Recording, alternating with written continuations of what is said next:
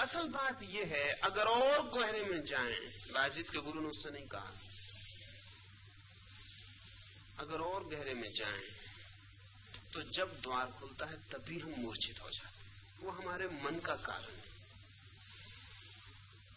ऐसा नहीं कि जब हम मूर्छित होते हैं तब द्वार खुलता है, लेकिन जब द्वार खुलता है तभी हम मूर्छित हो जाते हैं। क्योंकि अगर वो द्वार एक दफे हमें खुला दिख जाए तो फिर मन के बचने का कोई उपाय नहीं है। ये मन अपनी पूरी सुरक्षा करता है, वो अपने को बचाने के पूरे इंतजाम करता है, सब तरह के इंतजाम करता है। अभी परसों एक युवक मेरे पास आए और उन्होंने कहा कि ध्यान में तो अभी 2 महीने पहले आए थे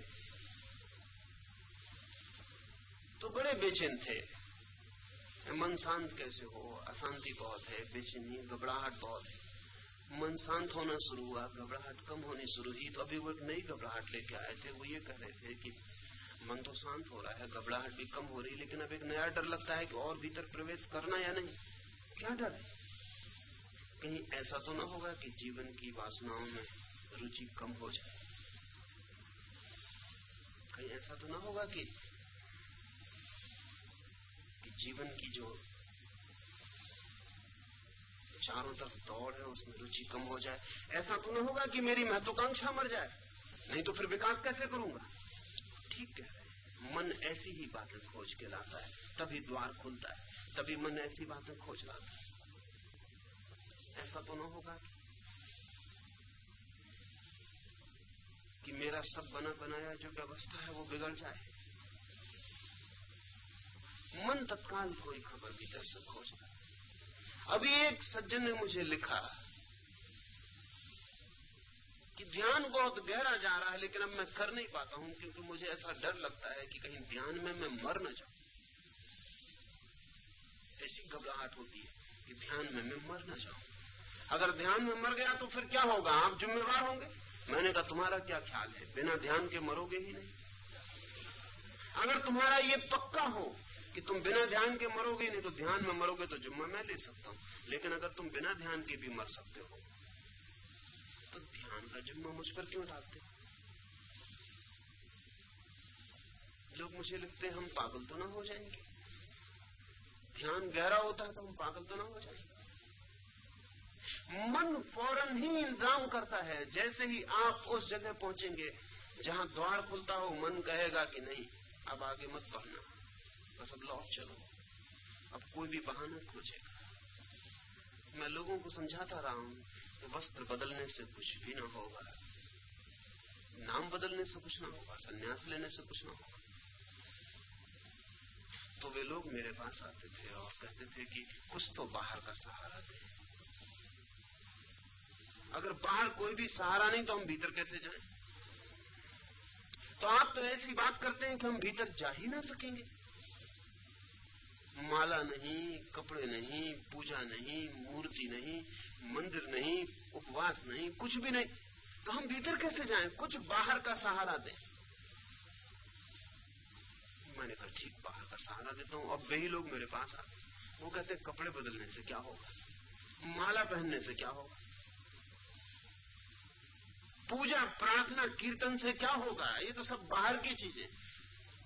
मैं बड़ी हैरानी में पड़ता हूं कभी कि आदमी का मन कैसा है, और ये एक ही आदमी दोनों बातें कह जाता है और फिर भी नहीं देख पाता कि ये मेरा मन दोनों बातें कहता है। जब भीतर जाने का उपाय बनता है तब वो मन कहता है बिना सहारे के भीतर कैसे जाओगे। जब बाहर का सहारा दो तो वो मन कहता है बाहर के सहारे से क्या होगा, जाना तो भीतर है। और अद्भुत तो बात यह है कि हमारी बुद्धिहीनता इतनी गहरी कि हम अपने मन की इन मूढ़तापूर्ण बातों को बिल्कुल भी नहीं समझ पाते। हर बार मन इंतजाम जुटा देता है कि सो जाओ, बहुत क्षुद्र बहाने जुटा देता है कि सो जाओ। एक मित्र भी आए और मुझसे कहने लगे कि आप ही ने तो सदा कहा है कि किसी को दुख नहीं देना चाहिए, तो अगर मैं कपड़े सन्यासी के पहनूं तो मेरी पत्नी को दुख होता है।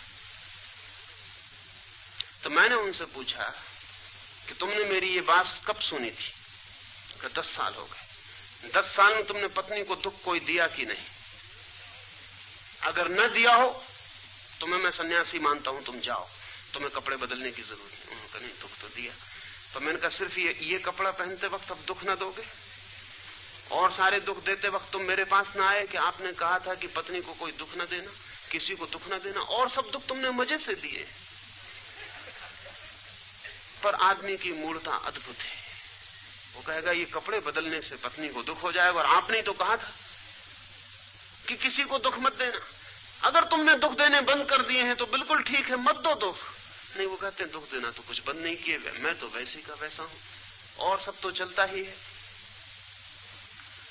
हैरानी जो है वो ये है कि हम अपने मन को कभी जरा दूर से खड़े होकर नहीं देख पाते कि वो कब हमें सोने की सलाह देता है, और सलाह वो ऐसी देता है कि लगेगा कि बिल्कुल ठीक है, बात तो बिल्कुल ठीक है, मगर ये पत्नी सिर्फ बहाना है, ये मन है असली चीज। ये मन पत्नी का बहाना ले रहा है। ये बगल की पड़ोस की स्त्री को देखते वक्त इसने कभी बहाना नहीं लिया था कि पत्नी को दुख होगा। इसने कहा कैसी पत्नी, कैसा क्या, ये सब तो काम चलाऊ नाते रिश्ते हैं, संसार में कौन किसका। तब कभी ख्याल में नहीं आता है। लेकिन मन, जब भी मन के पार जाने का कोई कदम उठाने को हम होंगे तभी सोने की सलाह देता है।